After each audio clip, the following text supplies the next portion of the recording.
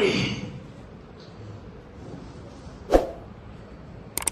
الله الرحمن الرحيم. الحمد لله نحمده ونستعينه ونستغفره ونؤمن به ونتوكل عليه ونعوذ بالله من شرور أنفسنا ومن سيئات أعمالنا. من يهده الله فلا مضل له ومن يضلله فلا هادي له. ونشهد أن لا إله إلا الله وحده لا شريك له. ونشهد أن سيدنا وسندنا ونبينا ومولانا محمدا عبده ورسوله. أما بعد، فقد قال الله تبارك وتعالى: أعوذ بالله من الشيطان الرجيم. بسم الله الرحمن الرحيم.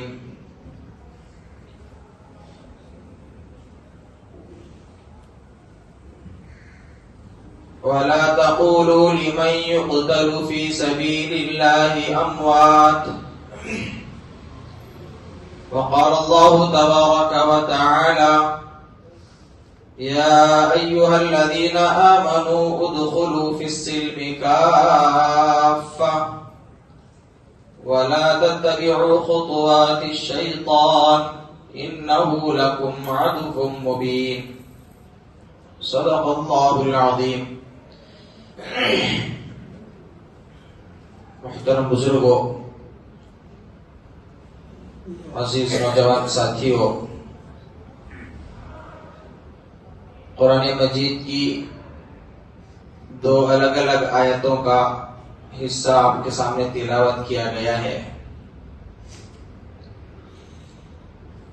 پہلی آیت جو تلاوت کی گئی اس میں اللہ تعالی ارشاد فرماتے ہیں: وَلَا تَقُولُوا لِمَنْ يُقْتَلُ فِي سَبِيلِ اللَّهِ أَمْوَاتٌ، کہ جو اللہ کے راستے میں قتل کیے جائیں ان کو مردہ نہ کہو.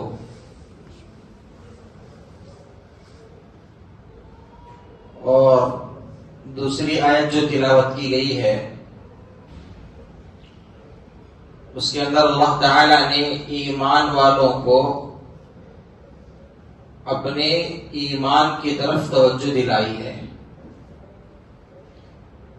فرمایا: یا ایھا الذین آمنوا، اے ایمان والو، ادخلوا فی السلم کافہ، مکمل دین میں داخل ہو جاؤ. ولا تتبعوا خطوات الشیطان، اور شیطان کی پیروی نہ کرو، شیطان کے نقش قدم پر نہ چلو.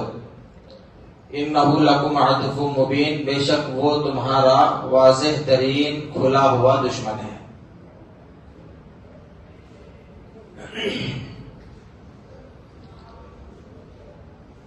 الغرض، آج جو ہمیں گفتگو کرنی ہے وہ مجھے اور آپ کو اپنے ایمان پر اور اپنے اعمال صالحہ کی طرف اپنے آپ کو توجہ دلانی ہے کہ میرا اپنا ایمان، میرے اپنے اعمال کس درجے کے ہیں. اس لیے کہ صحابہ کرام رضوان اللہ تعالی علیہم اجمعین وہ بھی مسلمان تھے، لیکن ان کے ایمان میں اور ہمارے ایمان میں، ان کے یقین میں اور ہمارے یقین میں کتنا بڑا فرق ہے. ان کا ایمان کس درجے کا تھا اور ہمارا ایمان کس درجے کا ہے. صحابہ کے بارے میں آتا ہے، ایک مشہور واقعہ ہے، آپ نے سنا ہوگا،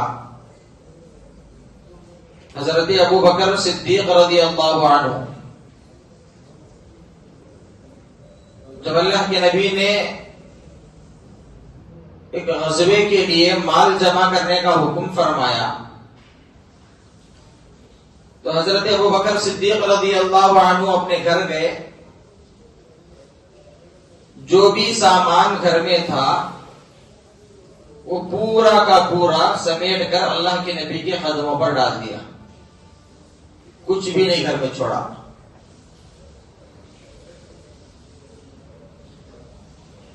اور حضرت ابو بکر صدیق کے والد جب ان کو معلوم ہوا کہ ابو بکر نے ایسا کیا ہے تو وہ اپنی پوتیوں کے پاس، حضرت ابو بکر صدیق رضی اللہ عنہ کی بیٹیوں کے پاس آئے اور آ کر ان سے کہنے لگے کہ بچیوں، تمہارے والد نے پورا مال لے جا کر اسلام پر قربان کر دیا، اگر گھر میں کچھ چھوڑتا، کچھ رکھ کر جاتا تو تمہاری گزر بسر کے لیے اچھا ہوتا۔ تو حضرت ابو بکر صدیق رضی اللہ عنہ کی جو بیٹی تھی حضرت اسماء رضی اللہ عنہا، انہوں نے کیا کیا، جلدی جلدی کچھ کنکر جمع کیے اور ایک کپڑے میں لپیٹ کر اس جگہ لے جا کر رکھ دیا جہاں حضرت ابو بکر صدیق رضی اللہ عنہ اپنی رقم، اپنا روپیہ پیسہ رکھتے تھے۔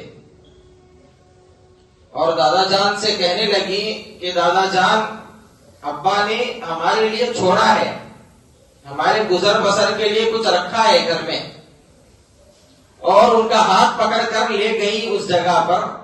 چونکہ حضرت ابو بکر صدیق رضی اللہ عنہ کے والد کی عمر اتنی ہو چکی تھی کہ ان کو نظر نہیں آتا تھا، ان کا ہاتھ لے جا کر وہاں رکھا، ان پتھروں پر، کنکریوں پر رکھا۔ انہوں نے اپنے ہاتھ سے مس کر کے دیکھا کہ کچھ ہے، تو ان کو اطمینان ہوا کہ ہاں، میرے بیٹے نے پورا مال خرچ نہیں کیا ہے، گھر کے لیے بھی کچھ رکھا ہے۔ ایک تو حضرت ابو بکر صدیق رضی اللہ عنہ کی قربانی اسلام کے لیے، اللہ کے نبی کے حکم پر عمل کرنے کے لیے، دوسرا انہوں نے اپنی اولاد کی تربیت بھی ایسے کی کہ لڑکی ہونے کے باوجود، صنف نازک ہونے کے باوجود، وہ اپنے باپ کا گلا شکوا کرنے کے بجائے اپنے دادا کو تسلی دے رہی ہیں کہ نہیں، پورا نہیں لے گئے، کچھ چھوڑ کر گئے۔ یہ ان کے ایمان کا مقام، اور آج ہمارے ایمان کا مقام اور ہمارے ایمان کی حالت کیا ہے وہ بیان کرنے کی ضرورت نہیں ہے۔ ہم میں سے ہر ایک کو، مجھے اور آپ کو معلوم ہے کہ میرے اپنے ایمان کا کیا درجہ ہے۔ اللہ نے اسی کو بتایا، ادخلوا فی السلم کافہ، مکمل دین میں داخل ہو جاؤ، اسلام پر مر مٹنے کے لیے تیار ہو جاؤ۔ صحابہ کے بارے میں یہ بھی آپ نے سنا ہوگا، اللہ کے نبی نے ایک مرتبہ حکم دیا کہ ایک غزوے میں چلنا ہے، کافروں کے ساتھ مقابلہ کرنے کے لیے جانا ہے۔ جو مدینہ کے صحابہ تھے، انصار صحابہ، ان کے کھجوروں کے باغات، اور گرمی کا زمانہ، اور پورے باغات، پورے کھجور پک کر تیار ہیں، ابھی باغ سے نکال کر فروخت کرنا ہے، بیچنا ہے۔ سال بھر کی محنت جو انہوں نے اپنے باغوں میں کی ہے، اب ان کے پھل دینے کا وقت ہے، وہاں سے نفع کمانے کا وقت ہے۔ لیکن جب اللہ کے نبی کا حکم ہوا، جب اللہ کے نبی کا ارشاد ہوا کہ اب چلنا ہے، کسی صحابی نے بھی مڑ کر اپنے باغ کو نہیں دیکھا کہ میرے جانے کے بعد، اور ایسا بھی نہیں کہ جا رہے ہیں واپس بھی ضرور آئیں گے، ایسا نہیں ہے۔ ہو سکتا ہے کوئی واپس آئے، ہو سکتا ہے کوئی وہیں شہید ہو جائے، بس چلنا ہے۔ کسی نے بھی اپنے باپ کو مڑ کر نہیں دیکھا کہ میرے سال بھر کی محنت یہاں پک کر درختوں پر لدی ہوئی ہے، اب ان کو نکالنا ہے، بیچنا ہے، اپنے گھر کا ساز و سامان اس سے خریدنا ہے، اناج اور غلہ خریدنا ہے، بیوی ہے، بچے ہیں، ان کا مال، ان کے لیے اناج اور غلے کا انتظام کرنا ہے، کسی نے بھی نہیں سوچا۔ بس اللہ کے نبی کے حکم پر نکل پڑے، واپس آنے کی امید بھی نہیں ہے۔ یہ ان کا ایمان تھا۔ اور ہمارا ایمان کیا ہے؟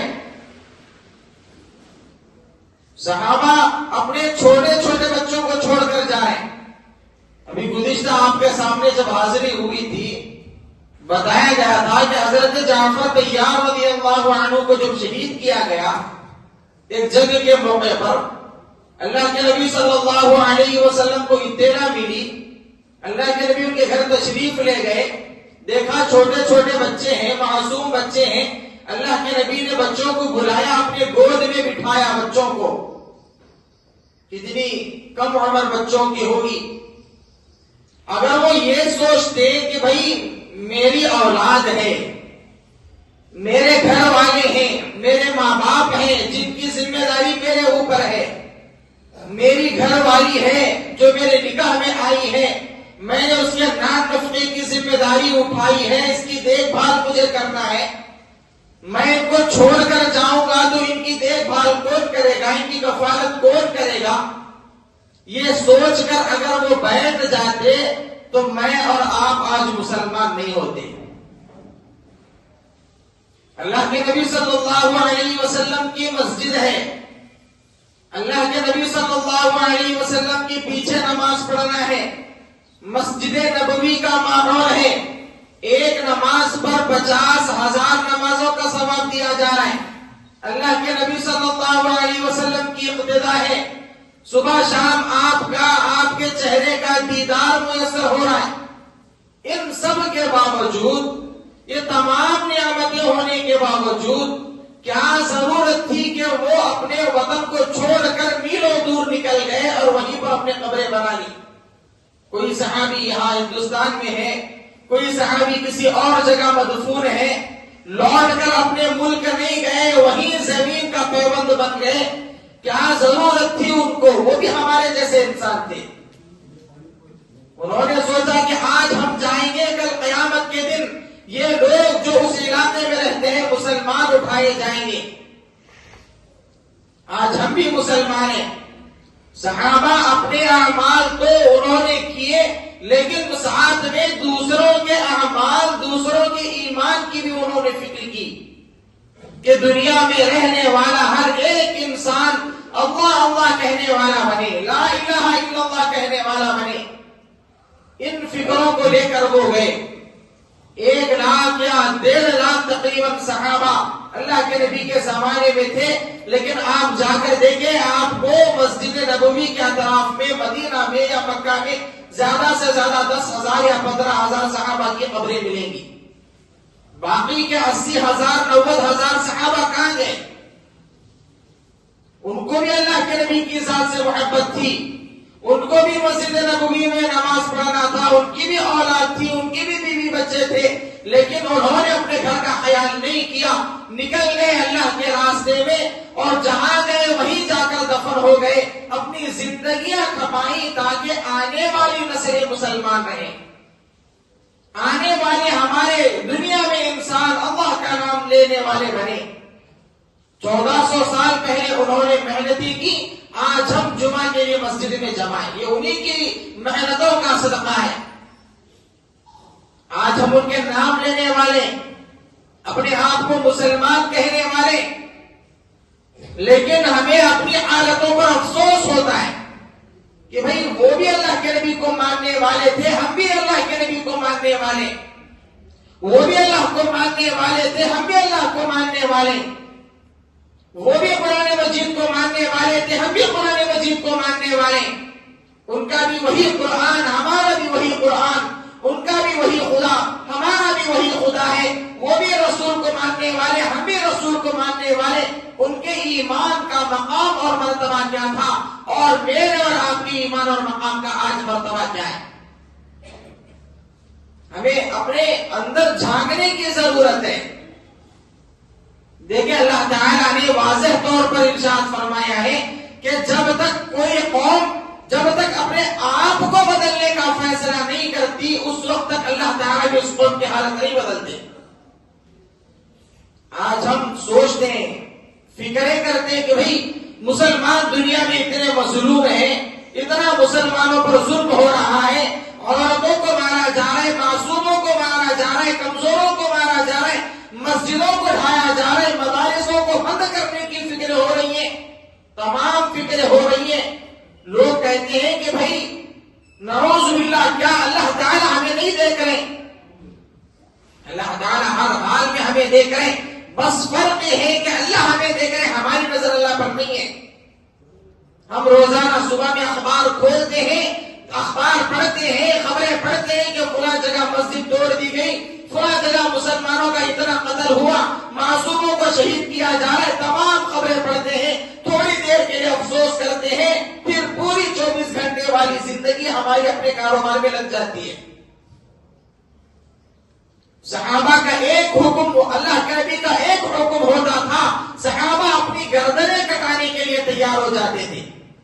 سورہ یوسف کی تفسیر میں آپ نے سنا ہے, گزشتہ ہفتے آپ کے سامنے باتیں آئی تھی کہ جب حضرت یوسف علیہ السلام اور زلیخا کا معاملہ ہوا, لوگ زلیخا کو تانا دینے لگے کہ کیسی عورت ہے, اپنے غلام پر فریفتہ ہو گئی ہے, تو اس نے عورتوں کو بلایا, سب کے ہاتھ میں چاقو دی, پھل دیے.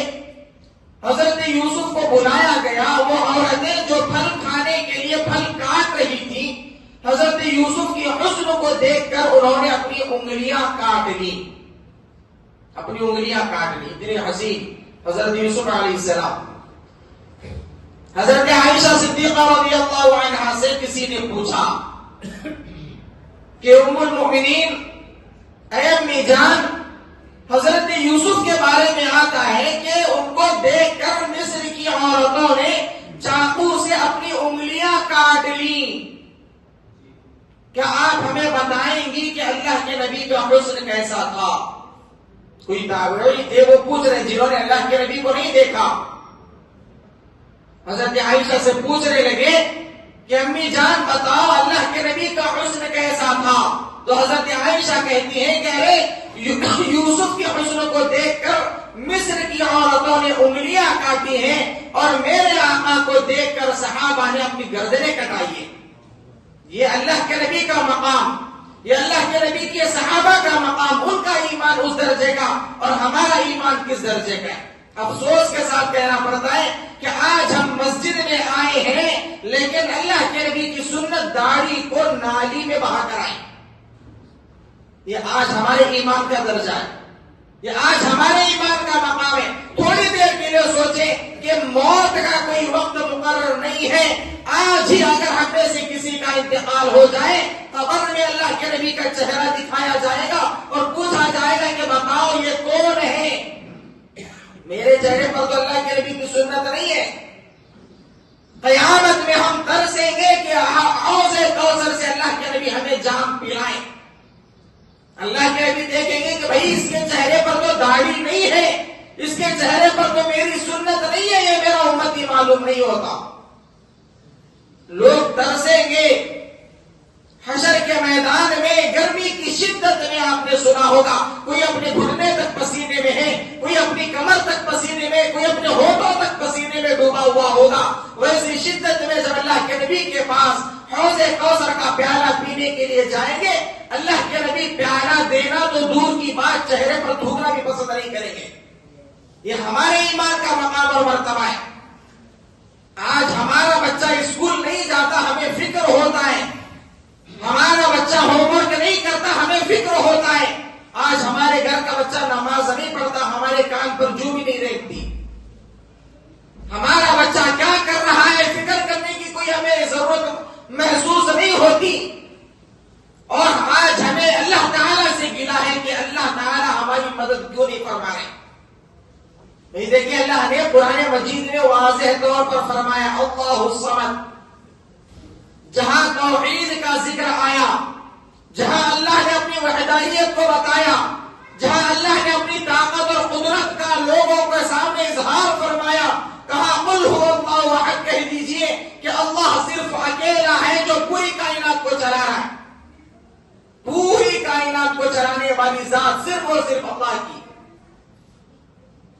میں سوچ رہا ہوں کہ صبح سے شام تک محنت کروں گا، میرے گھر والوں کو اناج اور غلہ روٹی کھلا سکوں گا. میں محنت کروں گا، میرے گھر والوں کے برتن میں اناج اور غذا آئے گی. اللہ نے فرمایا وَمَا مِن دَابَّةٍ فِي الْأَرْضِ إِلَّا عَلَى اللَّهِ رِزْقُهَا. زمین پر جتنے بھی جاندار ہیں سب کی رزق کی ذمہ داری اللہ کے ذمے میں. حضرت سلیمان علیہ السلام کا واقعہ مشہور واقعہ ہے. اللہ نے ایسی حکومت اور ایسی بادشاہت ان کو عطا فرمائی تھی، انسان تو دور، دوسرے جانوروں پر، سمندر کی مخلوق، فضا میں رہنے والی مخلوق، جنگلات میں رہنے والی مخلوق، درختوں پر زندگیاں بسر کرنے والی مخلوق، ان کے اوپر بھی ان کی حکومت. اور انسان تو انسان، جنات کے اوپر بھی ان کی حکومت. حضرت سلیمان علیہ السلام دنیا میں جتنی بھی اللہ تعالیٰ کی مخلوق ہے ہر ایک کے بادشاہ اور ہر ایک جاندار کی زبان وہ سمجھتے تھے، ان کی بولیاں سمجھتے، ان کے ساتھ بات چیت کرتے. انہوں نے ایک مرتبہ اللہ تعالیٰ سے فرمایا کہ اے اللہ، ایک دن مجھے مہلت دے دیجئے، ایک دن مجھے اجازت دے دیجئے، میں آپ کی مخلوق کی دعوت کرنا چاہتا ہوں. اللہ تعالیٰ سے انہوں نے اجازت مانگی. اللہ نے فرمایا کہ سلیمان، ہم نے تمہیں حکومت دی ہے، ہم نے تمہیں سلطنت دی ہے، لیکن ہماری مخلوق کو غذا کھلانے کی تمہارے اندر طاقت نہیں ہے. آج میرے پاس اچھی سواری ہے، میں اکڑ کر گلی محلوں میں گھوم رہا ہوں. آج میرے پاس اچھا مکان ہے، میں لوگوں کے سامنے دندراتا ہوا گھوم رہا ہوں. اللہ نے حضرت سلیمان کو پوری دنیا کا بادشاہ بنایا اور دنیا کی ہر ایک مخلوق کا بادشاہ بنایا. ان سے اللہ فرما رہے کہ رزق کھلانے کی تمہارے اندر طاقت نہیں ہے. سلیمان علیہ السلام نے عرض کیا کہ اللہ، جو بھی مجھے ملا ہے آپ نے دیا ہے، آپ نے دیا تو مجھے ملا، آپ اجازت دیں گے میں آپ کی مخلوق کو کھلاؤں گا. اللہ نے اجازت دے دی کہ ٹھیک ہے، ایک وقت کھلا دو. حضرت سلیمان علیہ السلام کے بارے میں آتا ہے کہ کئی دنوں تک، بلکہ مہینہ 2 مہینے تک سمندر کے کنارے حضرت سلیمان نے جناتوں کو حکم دیا، انسانوں کو نہیں، جناتوں کو حکم دیا کہ کھانا تیار کرو. بڑی بڑی دیویں لا کر وہاں پر چڑھائی گئی، کئی من، کئی 100 من، کئی لاکھ وہاں کلو کھانا اور غذا، قسم قسم کا اناج تیار کیا گیا. اناج تیار کرنے کے بعد اللہ تعالیٰ سے پوچھا کہ اے اللہ، اب کھانا تیار ہے، مجھے لگتا ہے کہ اب پوری مخلوق کو میں ایک وقت کھانا کھلا سکتا ہوں. اگر مجھے صرف ہمارے اس قربا نگر کے علاقے کے لوگوں کو دعوت کرنی ہے، میں کتنا کھانا بناؤں گا مجھے اندازہ ہوتا ہے. اندازہ نہیں ہے، کم سے کم جاننے والے لوگوں سے تو پوچھ لوں گا کہ اتنا کھانا بناؤ، اتنے لوگ ہیں کھانا کھا سکتے ہیں. وہاں ہر ایک مخلوق کی دعوت ہے. انسان جو کھاتا ہے اس کے لیے وہ بنایا گیا، جنگل کے جانور جو کھاتے ہیں ان کے لیے وہ بنایا گیا، سمندر کی مخلوق جو کھاتی ہے ان کے لیے وہ بنایا گیا، پرندوں کے لیے ان کی غذائیں بنائی گئی. کئی مہینے بنانے کے بعد حضرت سلیمان نے اللہ سے عرض کیا کہ اے اللہ، مجھے لگتا ہے کہ اب میں مخلوق کی دعوت کر سکتا ہوں، آپ بتائیں کہ میں پہلے زمین کی مخلوق سے شروع کروں یا پانی کی مخلوق سے شروع کروں. اللہ نے فرمایا کہ سمندر بازو میں ہے، پہلے وہاں سے شروع کرو. تو حضرت سلیمان علیہ السلام نے سمندر کی مخلوق کو بلایا. ایک مچھلی آتی ہے، منہ کھول کر بیٹھتی ہے اور کہتی ہے کہ مجھے کھانا کھلاؤ، بھوک لگی ہے، سنا ہے آج تمہاری دعوت ہے، میں صبح سے بھوکی ہوں، مجھے کھانا کھلاؤ. حضرت سلیمان علیہ السلام نے جناتوں کو حکم دیا کہ اب اس کے منہ میں وہ دیگیں اڈیلنا شروع کرو. کئی مہینوں کا جو اناج بنایا گیا تھا، جنات لے جا کر مچھلی کے منہ میں اڈیل رہے ہیں. پورا اناج ختم ہوا، مچھلی نے اپنا منہ بند کیا، لقمہ اندر ڈھکیلا، پھر منہ کھول کر بیٹھتی کہ ابھی بھوک ختم نہیں ہوئی. جہاں پوری مخلوق کو کھلانے کی بات ہو رہی تھی وہاں ایک مخلوق کے ایک مچھلی کا ایک لقمہ بھی پورا نہیں ہوا. حضرت مولانا پیر ذوالفقار احمد صاحب نقشبندی دامت برکاتہم جو پڑوس ملک کے بزرگ ہیں، انہوں نے اپنی کتاب میں ایک واقعہ لکھا ہے. جب وہ آسٹریلیا کے سفر میں گئے تھے وہاں انہوں نے ایک لائبریری میں کتاب وہ پڑھ رہے تھے مچھلیوں کے اوپر، سمندر کے مخلوق کے اوپر وہاں کتابیں رکھی ہوئی تھی، وہ پڑھ رہے تھے. اس کے اندر انہوں نے ایک چیز پڑھی. حضرت اپنے بیان میں فرمایا کہ میں نے وہاں اس کتاب میں ایک چیز پڑھی. وہ کیا تھی کہ سمندر کے اندر ایک مخلوق ہے جس کا نام ویل مچھلی. روزانہ اس کا وزن 200 پاؤنڈ بڑھتا ہے. روزانہ 200 پاؤنڈ روزانہ بڑھتا ہے. تو حضرت تھوڑا چونک گئے کہ بھئی روزانہ 200 پاؤنڈ کون سی مخلوق کا وزن بڑھتا ہے. وہاں سے ایک صاحب جا رہے تھے جو وہاں کے ذمہ دار آدمی تھے، ان کو انہوں نے بلایا اور وہ عبارت بتائی. وہ نہیں بتائی کہ بھئی یہاں ایسا لکھا ہوا ہے، کیا یہ سچ ہے؟ تو وہ صاحب کہنے لگے کہ حضرت یہ آخری درجہ ہے، کم سے کم 200 پاؤنڈ تو روزانہ بڑھتا ہے، اس سے زیادہ بھی کبھی کبھی ہو جاتا ہے. کتنا کھاتی ہوگی، کتنا ہضم کرتی ہوگی وہ الگ بات ہے، کھلانے والی ذات کتنی بڑی ہے. اللہ تعالیٰ فرما رہے کہ میں اتنا سب کرنے کے باوجود، اتنی بڑی قدرت والا ہونے کے باوجود مجھے کسی کی ضرورت نہیں ہے. اللہ الصمد، اللہ بے نیاز ہے. میرے ذہن میں یہ بات نہیں آنی چاہیے کہ میرے سجدوں سے اللہ کی عزت بڑھے گی. میرے ذہن میں یہ بات نہیں آنی چاہیے کہ میرے داڑھی رکھنے سے اللہ کا اسلام بلند ہوگا. اللہ فرما رہے کہ تیری کچھ بھی حیثیت نہیں ہے. اللہ نے قرآن مجید میں واضح طور پر فرمایا ہے کہ اگر اس دنیا کی قدر و قیمت ایک مچھر کے پر کے برابر بھی ہوتی، مچھر نہیں مکھی کے پر کے برابر بھی ہوتی، تو اللہ تعالیٰ اللہ کا انکار کرنے والے کو ایک گھونٹ پانی بھی نہیں پلاتے. سب کو مل رہا ہے، سب کو اللہ تعالیٰ دے رہے. مطلب کیا ہے؟ کچھ بھی حیثیت نہیں ہے. ہم ایسی دنیا کے پیچھے پڑے. اللہ فرمائے ادخلوا فی السلم کافہ، مکمل دین میں داخل ہو جاؤ، تمہاری دنیا بھی بنے گی، آخرت بھی بنے گی. دنیا بھی ہماری بنے گی، آخرت بھی بنے گی. اللہ تعالیٰ ہمیں سدھرنے کا موقع اللہ نے دیا ہے. آج ہمیں اپنے آپ کو بدلنا ہے. یہ ارادہ کر کے یہاں سے اٹھنا ہے کہ آج کے بعد ہم اپنے آپ کو بدلیں گے. آج کے بعد ہم اپنے آپ کو بدلیں گے. دنیا کے اندر ایسا جال بچھایا گیا ہے کہ ہم نہ چاہتے ہوئے بھی گناہوں کی طرف جا رہے ہیں، نافرمانیوں کی طرف جا رہے ہیں. ابھی چند دن پہلے آپ نے دیکھا ہوگا وہ ایک کمپنی ہے مائکروسافٹ کے نام سے، ان کا کچھ وہ سرور وغیرہ ان کے اندر کچھ خرابی ہوئی. پورے دنیا وہ تقریباً آدھی دنیا کا وہ انٹرنیٹ کا نظام درہم برہم ہو گیا. فلائٹ کے ٹکٹ وغیرہ ہاتھ سے لکھ کر دیے گئے. آپ نے وہ خبر پڑھی ہوگی. انٹرنیٹ اس کا ترجمہ آپ کو معلوم ہے، جال کے اندر پوری دنیا کو پھانس دیا گیا ہے. تھوڑی دیر کے لیے اس کو بند کیا گیا، پوری دنیا اندھیرے کے اندر مبتلا ہو گئی. آج ہم دنیا کی چیزوں میں اتنے مبتلا ہیں کہ وہاں سے ایک بٹن بند کیا گیا، ہمارے سامنے کچھ بھی راستہ نظر نہیں آ رہا ہے. اللہ نے فرمایا کہ وہ چیزیں چھوڑو، اللہ تعالیٰ کے راستے میں آؤ. تمہیں سیدھا راستہ دکھانے والی ذات اللہ کی ہے. صحابہ کے پاس کچھ بھی موجود نہیں تھا، پھر بھی انہوں نے دنیا کو فتح کر کے بتایا، بڑے بڑے قلعے فتح کر کے بتائے. آج ہمارے پاس سب کچھ ہونے کے باوجود آج ہم بزدلی کا شکار ہیں. وجہ کیا ہے؟ ان کے پاس چیزیں نہیں تھی لیکن ایمان تھا. آج ہمارے پاس ایمان نہیں ہے، ہمارے پاس ویسا یقین ہمارے اندر نہیں ہے. ہمیں اپنا یقین بنانا ہے، اپنے ایمان کے اوپر محنت کرنی ہے، تب جا کر اللہ تعالیٰ ہماری حالتوں کو سدھاریں گے، اللہ تعالیٰ ہماری حالتوں کو درست فرمائیں گے.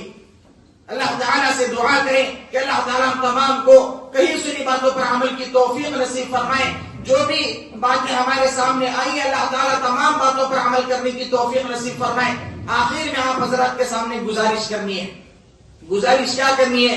خطبے میں نے ایک آیت پڑھی ہے. اللہ تعالیٰ نے قرآن مجید میں فرمایا ہے وَلَا تَقُولُوا لِمَنْ يُقْتَلُ فِي سَبِيلِ اللَّهِ أَمْوَاتٌ بَلْ أَحْيَاءٌ وَعِندَ رَبِّهِمْ يُرْزَقُونَ. جو بندہ اللہ کے راستے میں شہید کیا جاتا ہے اس کو مردہ نہ کہو، وہ زندہ ہے اور ان شہداء کو اللہ کے یہاں رزق دیا جاتا ہے. یہ آیت میں نے کیوں پڑھی ہے اس کا پس منظر میں آپ کو بتاتا ہوں. آپ کو معلوم ہے, میں بھی ایک مرتبہ بتا دیتا ہوں. ابھی 2 دن پہلے 3 دن پہلے آپ نے خبر سنی ہوگی, اسماعیل ہنیہ شہید رحمت اللہ علیہ, ان کو شہید کیا گیا. ایک چیز کی, ایک واقعے کی طرف میں آپ کی توجہ دلا کر پھر اپنی بات کی طرف آتا ہوں. دیکھیں یہ جو مہینہ چل رہا ہے محرم الحرام کا مہینہ, اسی مہینے میں حضرت امام حسین رضی اللہ عنہ کو کوفہ کے جو شیعہ قوم تھی, ملعون مردود جو قوم ہے, انہوں نے حضرت حسین کو بلایا کہ آؤ ہم تمہارے ہاتھ پر بیعت کریں گے, تمہارا ساتھ دیں گے. حضرت حسین کو محرم کے مہینے میں بلایا, حضرت حسین وہاں گئے. جانے کے بعد انہوں نے دھوکہ دیا اور حضرت امام حسین رضی اللہ عنہ کو شہید کیا. محرم کا مہینہ ان کے خاندان کے تقریباً 72 سے 75 لوگوں کو شہید کیا, حضرت امام حسین کو بھی شہید کیا. وہاں انہوں نے اپنی دھوکے بازی کو واضح کر کے بتایا. اس کی سزا اللہ تعالیٰ آج تک ان لوگوں کو دے رہے ہیں کہ 10 محرم کے دن وہ لوگ چاقو سے, بلیڈ سے اپنے بدن کو زخمی کرتے ہیں. یہ ان کی سزا اللہ نے ان کے لیے رکھی ہے. اپنے سینے پر مارتے ہیں, سر کو زخمی کر رہے ہیں, پیٹھ کو زخمی کر رہے ہیں. 2-3 دن پہلے, یہ بھی محرم کا مہینہ ہے, فلسطین کے جو مجاہد تھے, مجاہدوں کے جو سردار تھے, سید المجاہدین جو تھے اسماعیل ہنیہ, ان کو بھی شیعہ نے اپنے پاس بلایا کہ آؤ ہم تمہاری مدد کرتے ہیں. وہی پرانی تاریخ دہرائی, بلا کر ان کو شہید کیا. میری یہ درخواست آپ حضرات سے کہ ہم, فلسطین کا نام جب بھی آتا ہے ہمارے دل میں درد ہوتا ہے. معصوم جو شہید ہو رہے بچے, ان کے چہرے ہمارے سامنے آتے ہیں, معصوموں کے بدن سے بہتا ہوا خون ہمارے سامنے آتا ہے. کیسا ظلم ان لوگوں پر ڈھایا جا رہا ہے. نماز پڑھ رہے, نماز کی حالت میں ان پر بم برسائے جا رہے ہیں. اللہ تعالیٰ ان ظالموں کو تباہ و برباد کرے.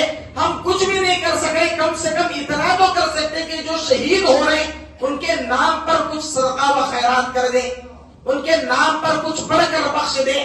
میری آپ سے درخواست ہے کہ خاص کر حضرت اسماعیل ہنیہ رحمت اللہ علیہ جو شہید کیے گئے, ان کے نام پر کم سے کم 1 مرتبہ سورہ فاتحہ پڑھ کر ان کے لیے ایصال ثواب کریں.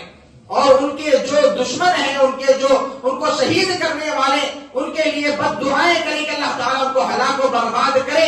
اور فلسطین کی جو حالت ہو رہی ہے اللہ تعالیٰ اس کو دوبارہ بحال کرے. اللہ تعالیٰ مسجد اقصی کو آزاد کرائے, دوبارہ اس کے اندر اللہ تعالیٰ اسلام کا پرچم لہرائے. یہی میری ایک آپ سے درخواست تھی. اللہ تعالیٰ ہم تمام کے کہنے سننے